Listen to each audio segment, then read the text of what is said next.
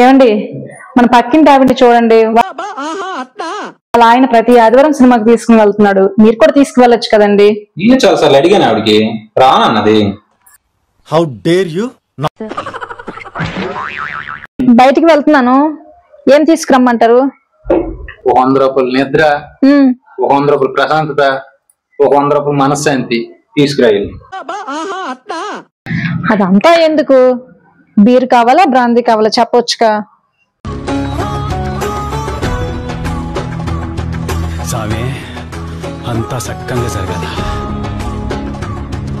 నిజమేనా? ఒక 3 బీర్లు తీసుకురావా? అండర్వేర్ కే దిక్కులే. అలాగే. దేవుడున్నారా? చాలు కదా. ఏమి దానగుణమేనిది? పందికి ఎన్ని కాళ్ళు ఉంటాయి? 4. మరి నీకు 2 ఉన్నాయి.